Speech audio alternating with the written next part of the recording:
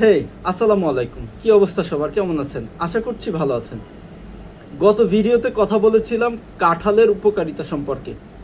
কাঁঠালের বীজে প্রচুর পরিমাণে প্রোটিন রয়েছে, যা আমাদের মাসল বিল্ড করতে সহায়তা করে, মাসলের কার্যক্ষমতা বৃদ্ধি করে ও মাসলের শক্তি যোগান দেয়। হজমে সহায়তা। কাঁঠালের বীজে প্রচুর পরিমাণে ফাইবার আছে, যা আমাদের হজম প্রক্রিয়াকে উন্নত করে এবং আমাদের কোষ্ঠকাঠিন্য থেকে মুক্তি দেয়।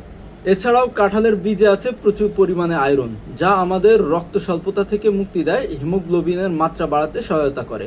অনেকের ক্ষেত্রেই দেখা যায় হিমোগ্লোবিনের পরিমাণ কমে গেছে, তাদের ক্ষেত্রে কাঁঠালের বীজ একটি কার্যকরী ভূমিকা পালন করতে পারে। অনেকের চুল পড়ার সমস্যা আছে, এর আগে একটি ভিডিওতে আমি চুল পড়া নিয়ে কথা বলেছিলাম। যাদের চুল পড়ার সমস্যা আছে তারা কাঁঠালের বীজই গুঁড়ো করে শুকনো করে রেখে দিতে পারেন। এটা 12 মাস চুলে ব্যবহার করতে পারেন, সেক্ষেত্রে আপনার চুল পড়া কমাবে এবং চুল ঘনত্ব হতে সহায়তা করবে।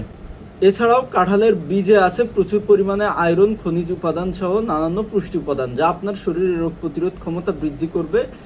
কাঁঠালের বীজে থাকা পটাশিয়াম আপনার উচ্চ রক্তচাপ নিয়ন্ত্রণে নিয়ে আসবে এবং আপনার হাই প্রেশার থেকে মুক্তি দিবে।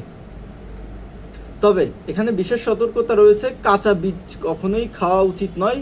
কাঁচা বীজ খেলে আপনার হজমের সমস্যা হতে পারে এবং এছাড়াও নানা ধরনের জটিলতা দেখা দিতে পারে।